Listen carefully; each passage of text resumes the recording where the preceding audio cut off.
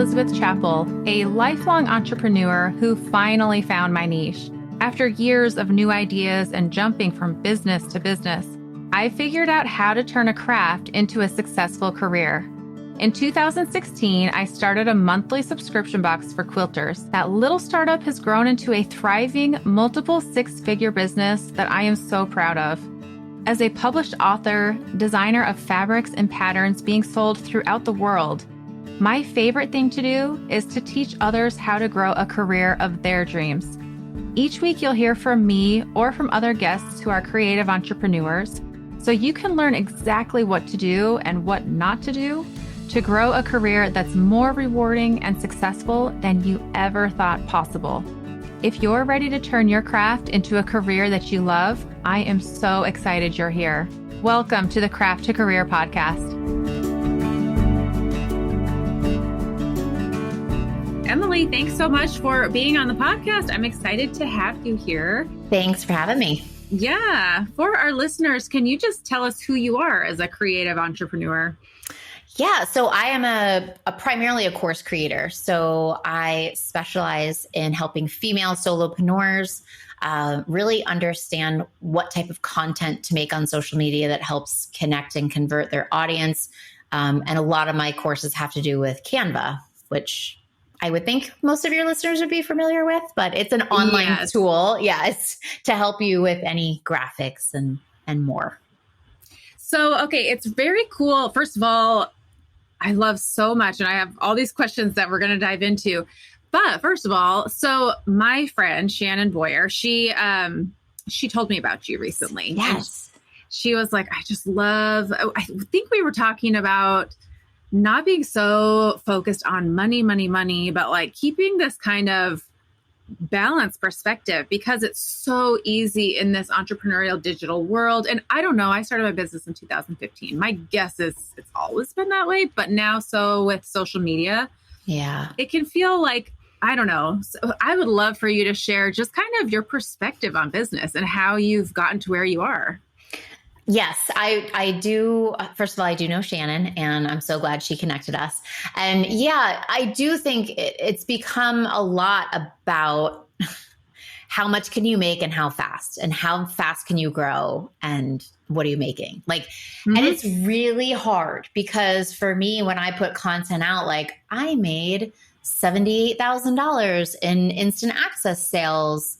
Here's how. It's always one of my most popular posts. You know what I mean? So it's this like and I do believe in transparency. Like I really do like letting people know this is possible. You know, I'm not trying to be like, look at me. I'm trying to say like, you could do this too. I'm just like a mom in Maryland, in my fourth bedroom office, like doing my thing over here. So it is possible. So it's like, it's this balance of like being honest and transparent and giving people hope that they could do it too, and not trying to be too in your face and make it all about money. So I try to I talk more about how much what I do lights me up, how much what I do gives me the freedom that I always wanted with my family and my kids and my schedule, like not having a boss, not having anyone being able to run to the grocery store in the middle of the day if I want to, taking my kids are sick, I can pick them up. No one's going to yell. Like I don't feel uncomfortable letting someone know I have to leave. That's what I wanted. And I wanted just like the less stress. So I try to make it way more about that because that is what's the most important to me. I'm very lucky that I'm making well over six figures. I don't need to. Like that's not, right. I'm very fortunate and I'm excited about it and we're saving a ton and like wonderful, but that's not why I got into this. That's a wonderful perk, right? And I could use a quarter of it, really. Like that's what I'd probably need. So yeah, it's definitely hard, but I definitely try to lead more with the authenticity and just find something you absolutely love that lights you up, that you could talk about in your sleep and still be happy. And like, you have to have that strong desire to create relationships and like help people. Like that really lights me up. I love learning about people, getting to know them. I love helping. I love teaching. And like at the core of it, like that's why I'm successful. So I'm curious, just me personally, do you ever feel guilt over, and maybe this is more of a reflection of me, but like, I don't need to be earning this money. So there's some sort of like, I don't know. Yeah. Yeah. I know it is. Oh, money is such an it's such an awkward, uncomfortable thing, and it like shouldn't be. But we were kind of raised with like with our parents. It was like you don't talk about what anyone makes. True. Yeah. So there's sort of this like stigma around it.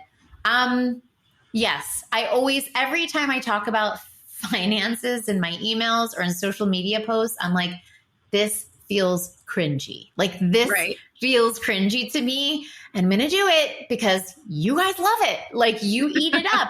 And honestly, whenever there's a creator, an online creator that I love and follow and trust and listen to, and they're transparent about how they make their money, I'm like digging in. I'm like, tell me more. Like, I want to know everything. Like, yeah, because you are curious, like, how do you make that? You know, like, where is it coming from and how long did it take? And so yeah, it's this balance. And I think if you know me and you've followed me for a while, you know, I'm not the type of person to be like, it's all about the money, make $30,000 in a weekend, like join my thing. Like, no, never. Yeah. I mean, it is interesting because I don't know. And I do talk about this a lot. I feel like there's a lot of shame or uncomfortableness, especially for females around money. I have never heard of a man have this conversation ever. It's so true. I know. Like, and why are we like, it's like kind of embarrassed, kind of like, oh yeah, I don't know. We should be really proud. Right. And the good that we can do. There's just nothing wrong with having success. You know, there's nothing to be ashamed of. And I definitely, the people who I really admire business wise, first of all, they're in alignment with their purpose. It's not all about the money, but they are successful with the money. That's not, they're not ashamed of it, but it's a proof of concept that like when you really care about your people and you make sure you have an amazing product for them, success comes, you know, it does. Yeah. And it's lovely. Yeah. And I mean, honestly, it's really rare. It's not, I don't want to say it's really rare, but I work with so many female solopreneurs and the majority are struggling to make the money, you know? And so for me, it's like, we should talk about this more. Like I should talk about how I'm doing it and what you could do. And, you know, and it shouldn't be shameful because in the end, we all have everything costs money. I tell my kids all the time, everything costs money. Like you need money. So we shouldn't be embarrassed. We should be trying to make money. Right. Yeah. And I love your niche. So there's a post that you had recently a while ago, but it was talking about how you were so up close. Like it seemed like Canva templates. Everyone knows this, so basic. Like there's not a need for that. So can you tell me your business journey? Like what did you start with and how has that changed over time? Yeah. So funny enough, my husband and I started a business in 2017, a CrossFit gym. So we met in a CrossFit gym and he was the coach and I needed help moving a squat rack and the rest is history. So he was laid off from his job and we were both we had a 14-month-old and a newborn. It was very exciting times. And he was just like, I don't want to go back to my job. I literally hated what I did. I don't want to travel. He was traveling a lot. So we were like, let's start a business. Why not? So we started a gym and you know what? We did well. We did pretty well. And I was snatched up by one of our business mentors to start helping other people with their social media presence. So they sort of saw what I was doing. I was getting on video, which back then, Reels didn't exist yet. And I was on video every week and I was posting every week. And I got so into the Canva and social media part of our business. And it was really my first time ever really dealing with promoting or doing anything on social media. So I became a mentor for other gym owners on how to like grow and find clients through social media. Did that for 3 years, maybe two. And I just started to feel burnt out. I was trading time for money. So I got paid per call. So the more calls I took, the more I got paid. But I'm telling you that I'd have to pick my kids up from preschool. My throat would hurt from talking so much. Like, because you're leading 45-minute calls. You could have 7 a day. And it was just like, but it was, again, this like, but we need the money. But then it's, my time, and I'd have 15 minutes between calls, go to the bathroom, grab something to eat, and keep hustling. So it just got to be too much. And I was listening to a podcast, Amy Porterfield, Digital Course Academy creator, and she sold me, I felt like she was talking to me. Are you trading time for money? Do you have no more time left? Are you unfulfilled in your job? And I just was like, she knows, start an online course. So I talked my husband into, sorry, my screen just went blank. I talked my husband into letting me purchase her course. And it was way more money than I should have, spent at the time, but I was a little desperate. I was not happy. And I refuse to sit around and do nothing when I'm unhappy. Like, I'm like, something's got to change. I'm going to figure it out. So I started making my outline, and, I was making it about meal prepping because we had a gym, and I was a nutrition coach at the gym. And I was like, well, this is what the safest thing is. And I was just like, this bores me to death. Like, I don't want to talk about this anymore. I don't care. Prep your food. Don't prep your food. Like, don't bother me. So my husband's like, well, what would you make a course on if you could do anything? And I immediately was just like, Canva, social media and Canva. And he was like, then do it. And I was like, what? So that night, we came up with my business name, The Creative Bodega. I got the Instagram handle, and I just started building a course on how it was called the Canva Crash Course to Branding Your Business. Okay. And that was it. And I ended up, my first course launched 6 months after I took that course on how to make an online course. And I got 45 students. And that was with posting, like starting my Instagram account 6 months before and posting consistently up to that point. I started an email list, and I had an Instagram account, and that's all I had for 6 months. And I did both consistently. Nice. I emailed once a week, posted. And when I launched, people were ready. I mean, I'd been helping them, and I became the expert in their eyes. And I got 45 students, made like 12K in 5 days. And I was like, maybe this might be something, I ended up leaving my job a couple months later, and I just went full force on the Creative Bodega. So, well, and thankfully Canva is an amazing platform, and they just continue to add more and add more. I mean, but let's just say tomorrow that Canva shut down.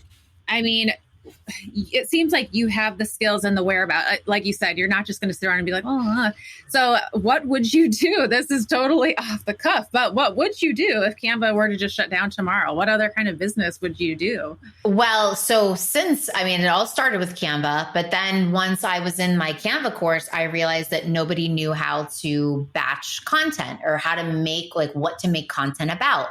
So then I started a course called Batch Like a Boss, and I taught my whole batching system and taught people what type of content to make to get people to talk to you and to get people to trust you and engage with you.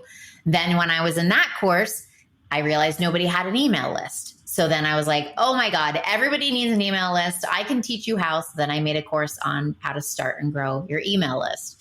So it's, and then from there, everybody wanted to know how to make an online course. How do you make an online course? So then I just partnered with a friend of mine, and we did it. It was called Course Camp. And we did it for a week this summer, teaching people how to make an online course. So it's just evolved. I haven't just stuck with Canva because I have a lot of other interests, and I am pretty good at some other things. And I can teach people about it. So it has naturally evolved over time from Canva. So I feel confident that even if it went away, which it's definitely not going to, I would have other things that I could still teach.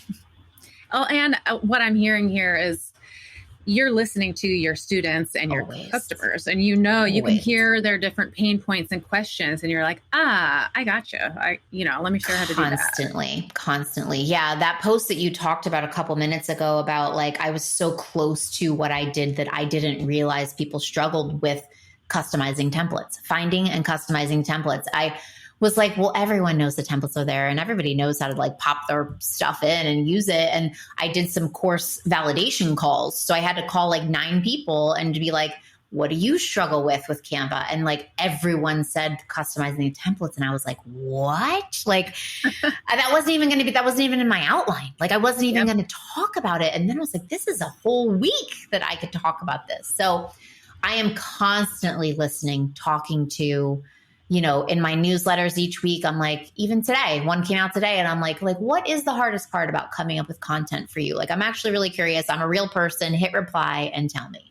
Or in my stories, taking polls. If you had to say, what's the next thing? I'm just always trying to talk to everybody and figure out what's going on, what I can help with, so it's so important. Which, okay, you casually mentioned, and I want to just point this out to my listeners and dig a little more into it.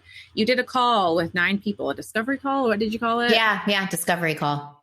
Oh, it was actually called a course validation call. So just validating my course that it was a good idea.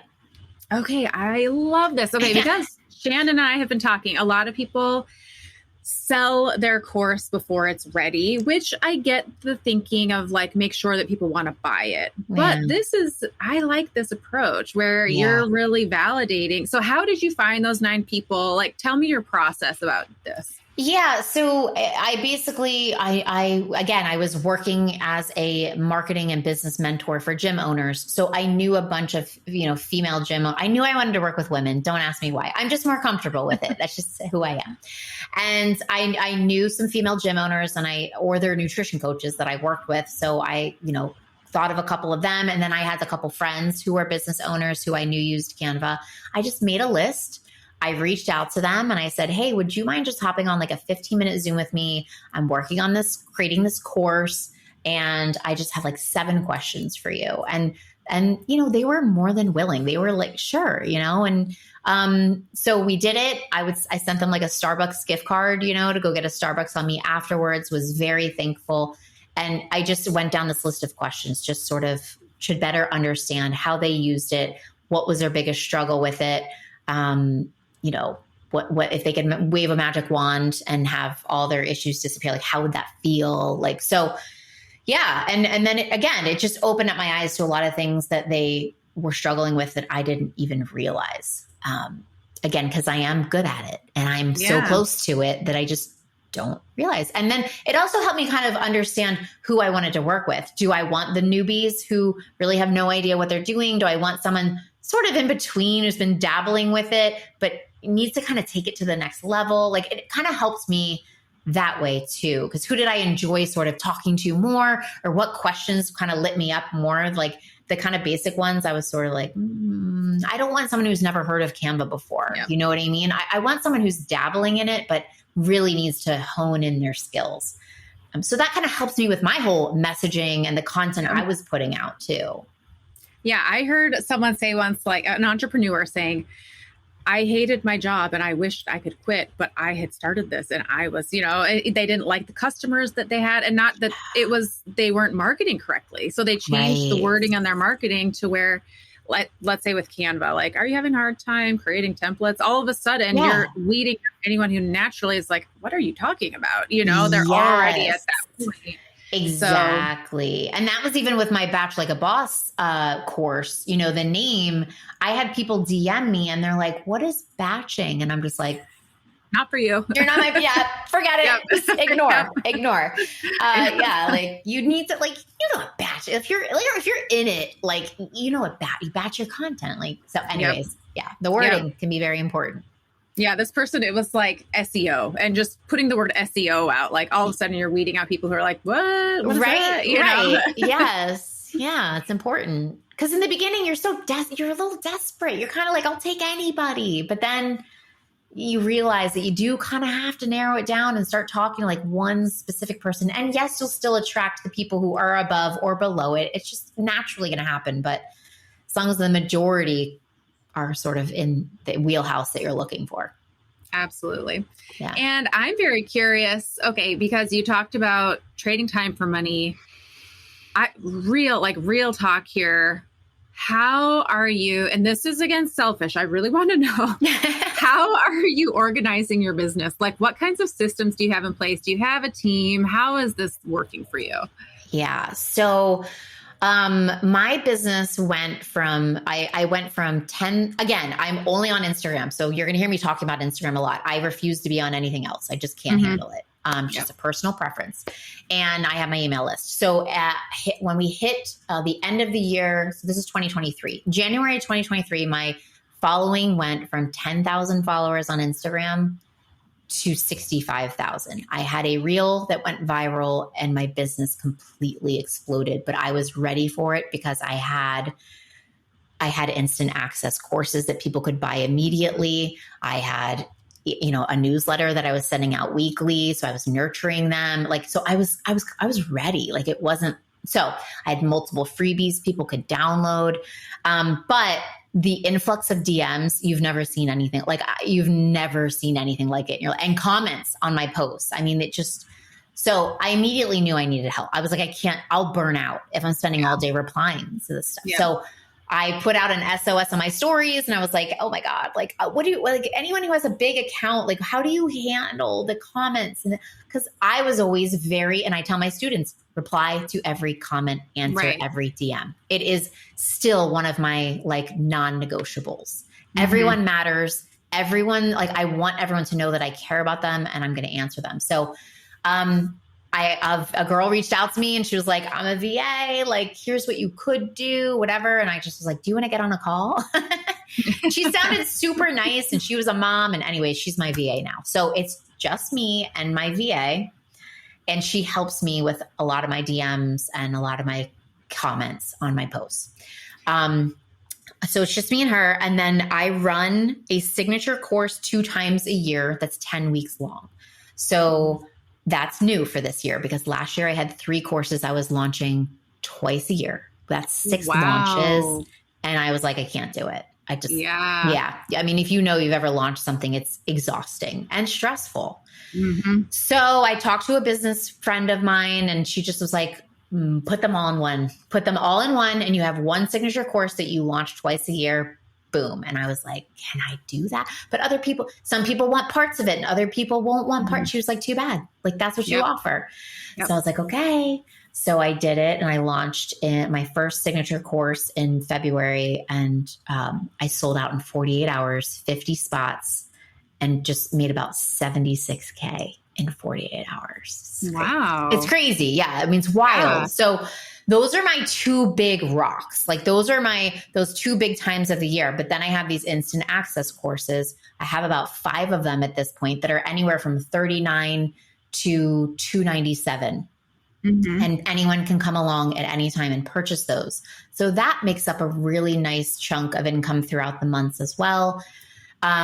And then I have 2 main things that help me. I use Zapier, which is an integrator, if this, then that. So if someone signs up for a course on my course platform, Bodega, their information gets zapped over to Flowdesk, which is my email service provider. They get tagged as a customer and they automatically get an email welcoming them to the course.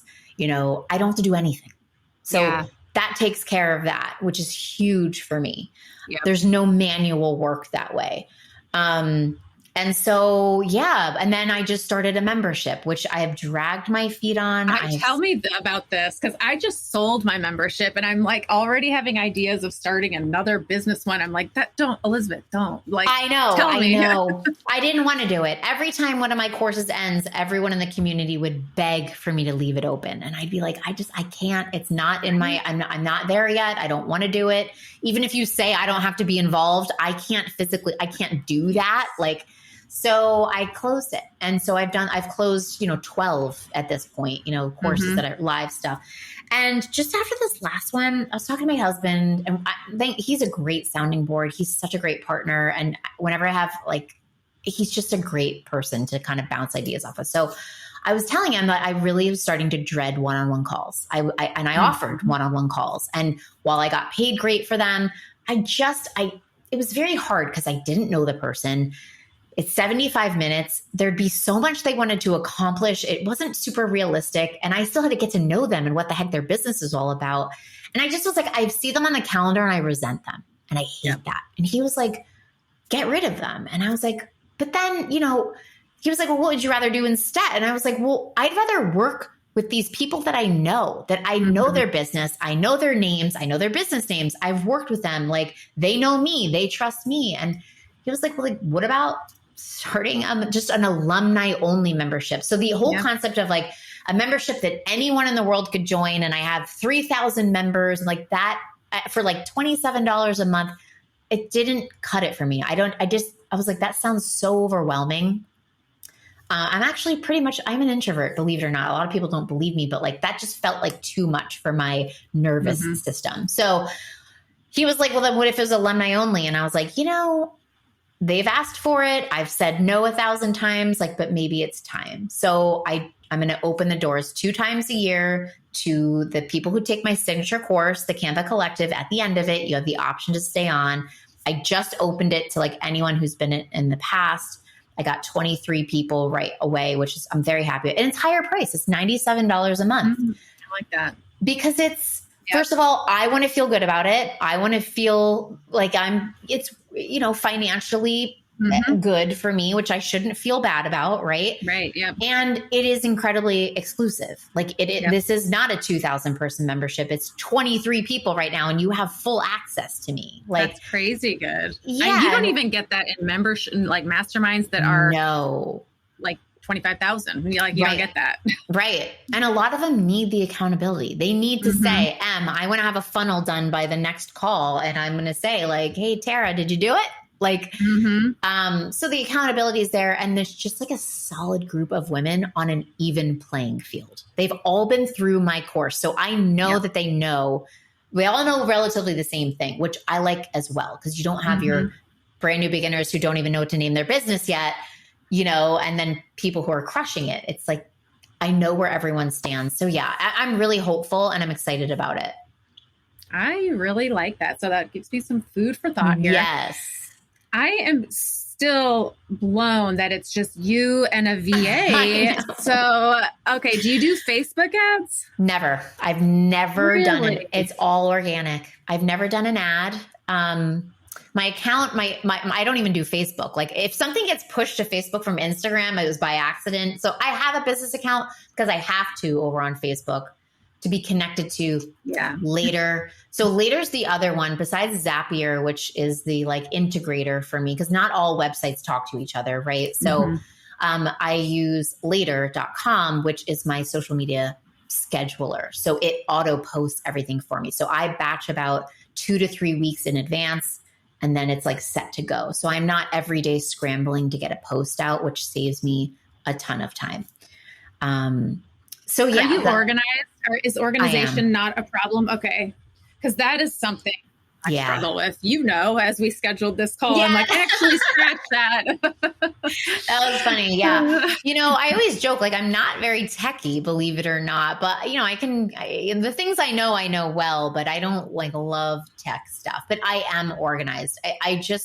And that's sort of the unique thing about me. I worked for 10 years in the fashion industry up in New York City before moving to Maryland. Whoa, cool. Yeah. And I went to school for fashion design, but I ended up being a production manager for a pretty big fashion designer. I worked my way up. Can you say who? We've got to know. Well, she has since closed her business. It was Nanette Lepore. I don't know if you remember Nanette Lepore. Yeah. She's in line with Tibby, and it was sort of, she went away. It's kind of sad. But anyways, so yeah, I worked my way up from being a production assistant, hoping to get into the design area. But then once I got into production, I loved it so much because I was around all the creativity and the fabrics but I wasn't, but I could have spreadsheets and I could, organize things. And so I've always sort of had this nice mix of creativity, but also I've got that right brain organizational stuff. So that is a lot of what I teach in my courses is how to get organized with your content, how to come up with a strategy and a system so you're not winging it. Because if you ask me, the worst feeling in the world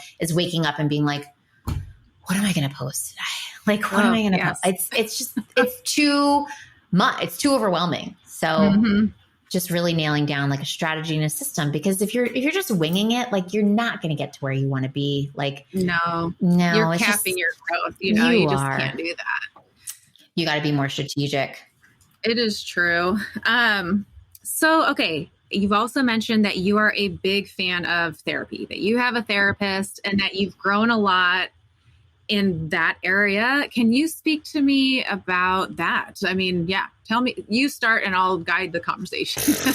Gosh, where do we start? Well, I started therapy when I was like 6. My parents got divorced at 5. So my mom is a big therapy proponent, and I needed it as a little 6-year-old with your parents getting divorced. It was a rough time. And then, as I grew up, a little bit on and off with still family stuff, parent stuff. And then I was good. But then I lived in New York City and I got married to a horrible human being. And we dated for 9 years, married for 1. There was someone else at work that he found interesting. And that was sort of that. We got divorced after a year. But it was a traumatic, very dysfunctional relationship. And I kind of left it feeling like like a speck of dirt, like just my self-worth was 0.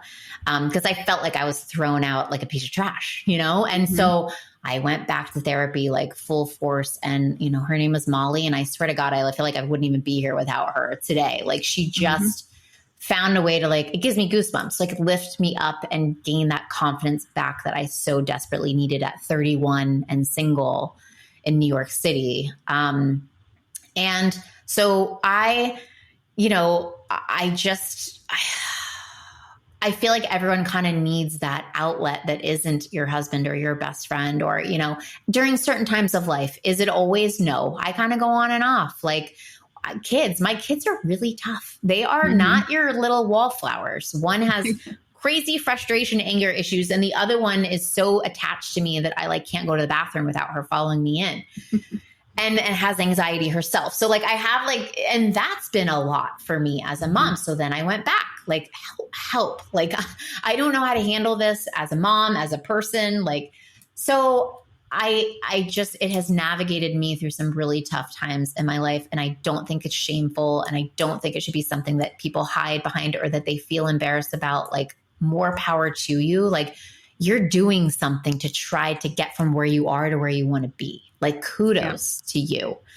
And even the same with antidepressants or anti-anxiety medication. I'm on an anti-anxiety medication. It's sort of what I needed to get to a level playing field. I was having issues taking a lot out on my kids, and I didn't like who I was becoming. And especially around the time of the month when I was, getting my period, it just was not good. And I talked to my therapist and she's like, I think you need to find your baseline again. And I think, you can't. And so with the help of an anti-anxiety medication, I'm just so much more at an even keel. And I just feel better every day. I get physical symptoms, my throat feels like it's closing on me. My stomach hurts, what a lot of people do. And now I don't have that anymore. So again, is it forever?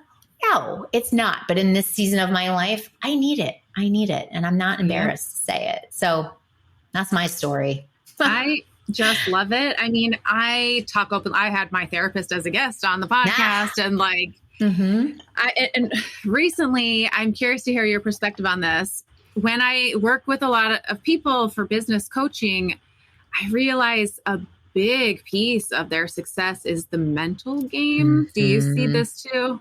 1,000,000%, which is also why I like to talk about therapy. I actually had a post recently, if you don't have the confidence needed for this, people will feel it. They will feel your insecurity. They will feel your uncertainty. And you need to show up like you have all the confidence in the world. If that is something you're lacking or you struggle with, you need to work on yourself and that first, if you ask me.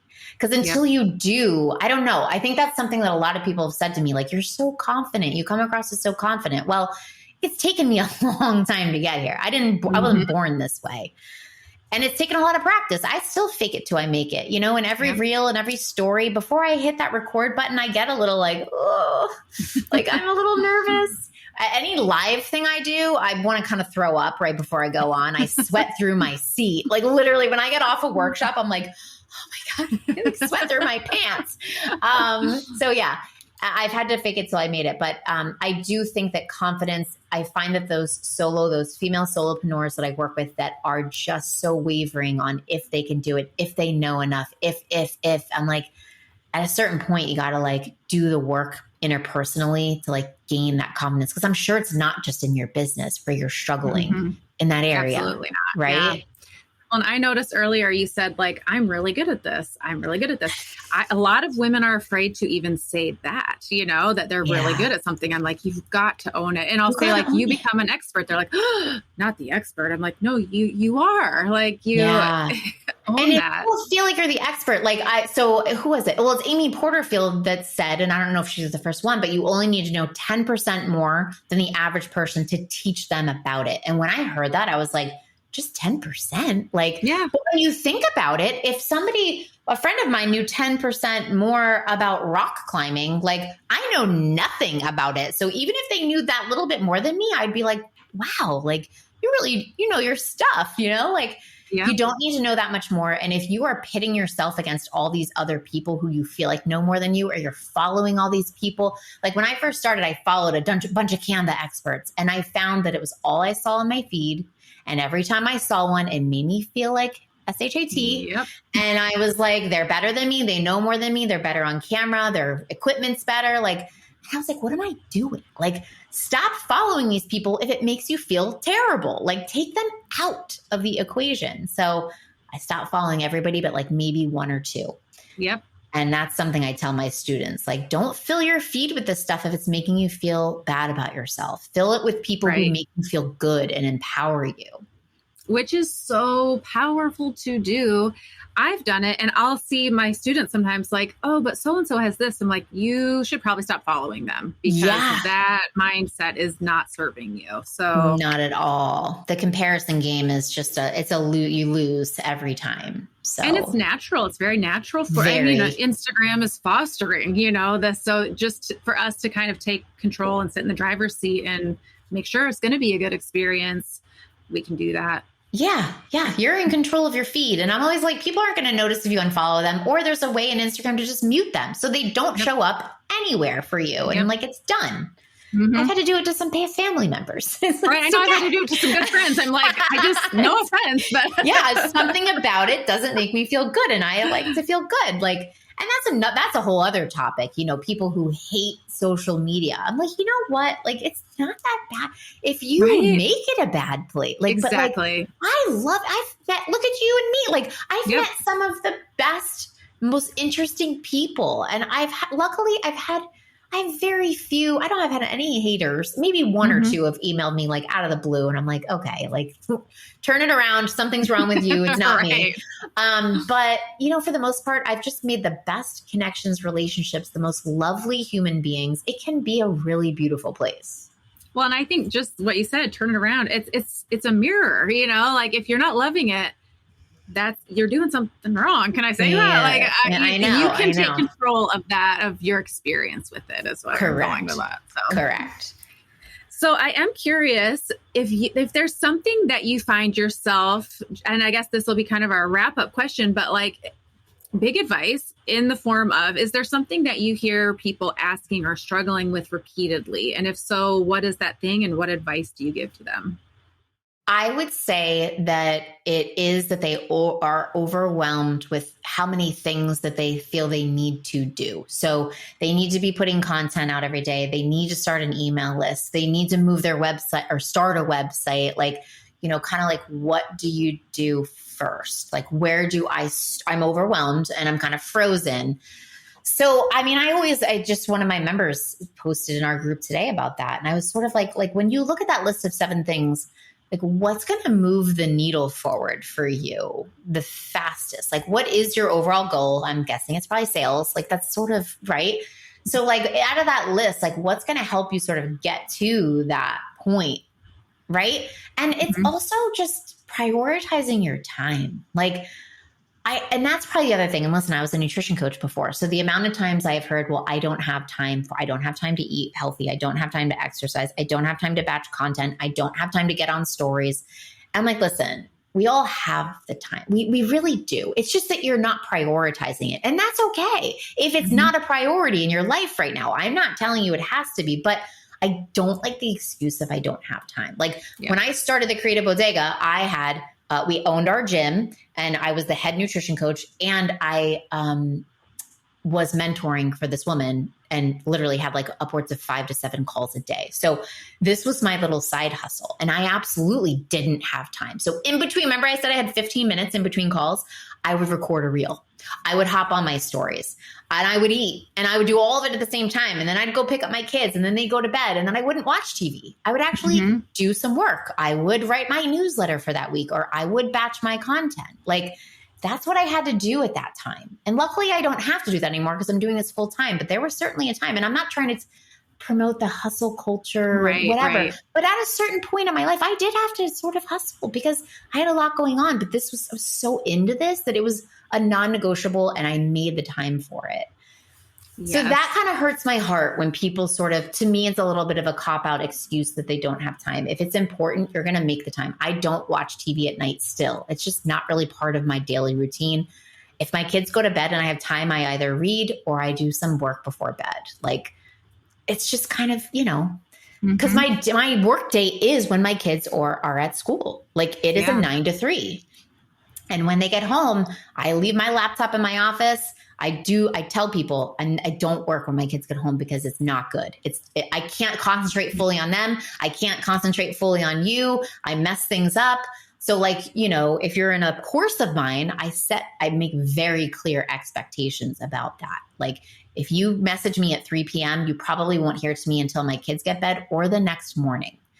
It's okay. I love that. Yeah, like there's no and then, you know what? They're mostly moms, and they just get it. No one has ever said to me, like, you didn't get back to me fast enough. Right. And I'm like, trust me, I'm saying this more because I put the pressure on myself to get back to you so fast. I have to say this out loud to like calm myself down about, when I see a message come through and I'm making dinner and I'm like, oh, like I should just go to my laptop and answer it. But it's like, I don't have to do that right now. Like, I'm making dinner. My kids are around. I'll answer them later. All is well. Like, yes. And those boundaries.